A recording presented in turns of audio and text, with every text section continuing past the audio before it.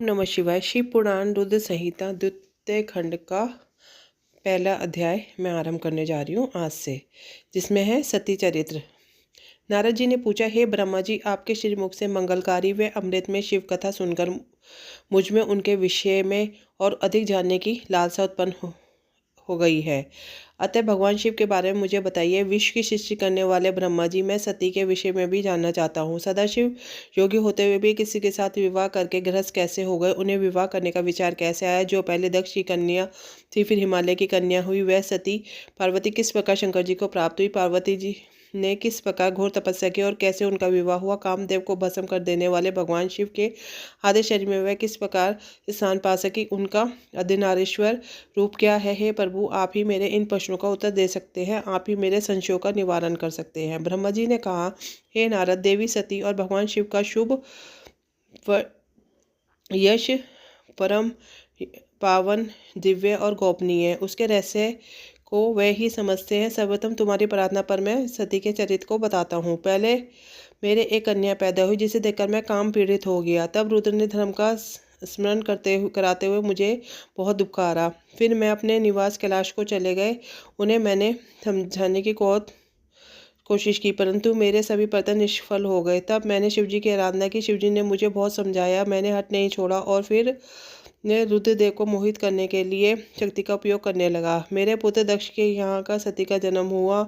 यह दक्ष सुता उमा नाम से उत्पन्न होकर कठिन तप करके रुद्र की स्त्री हुई। रुद्र ने गरासाश्रम में सुखपूर्वक समय व्यतीत किया। उधर शिवजी की माया से दक्ष को घमंड हो गया और वह महादेव जी की निंदा करने लगा। दक्ष ने एक विशाल यज्ञ का आयोजन किया। उस यज्ञ में दक्ष ने मुझे, विष्णु जी को, सभी देवी देवताओं को, ऋषि मुनियों को निमंत्रण दिया, परंतु महादेव जी, शिव जी एवं अपनी पुत्री सती को उस विशाल यज्ञ का निमंत्रण नहीं दिया। सती को इस बात की जानकारी तो मिली। उन्होंने शिव चरणों की में वंदना कर उसे दक्ष यज्ञ में जाने की इच्छा प्रकट की। भगवान शिव ने देवी सती को बहुत समझाया कि बिना बुलाए ऐसे आयोजनों में जाना अपमान और अनिष्टकारक होता है, लेकिन सती जी ने जाने का हट किया। शिव ने भाभी को देखते हुए आज्ञा दे दी। शिव सर्वज्ञ। सती पिता के घर चली गई। वहाँ यज्ञ में महादेव जी के लिए भाग न देख अपने पिता के मुख से अपने पति की घोर निंदा सुनकर उन्हें बहुत क्रोध आया।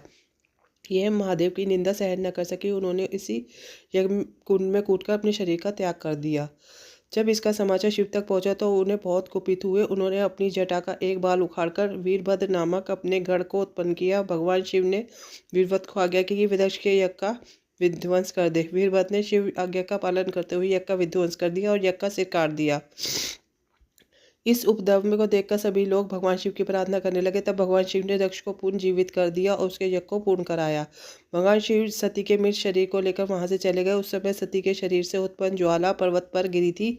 वही पर्वत आज भी ज्वालामुखी नाम से पूजित है। आज भी उसके दर्शन से मनोकामनाएं पूरी होती है। वही सती दूसरे जन्म में हिमाचल के घर में पुत्री के रूप में प्रकट हुई, जिसका नाम पार्वती था। उन्होंने कठोर तप द्वारा पूर्ण महादेव जी को अपने पति के रूप में प्राप्त कर लिया। इसी के साथ द्वितीय खंड का पहला अध्याय पूर्ण होता है। ओम नमः शिवाय।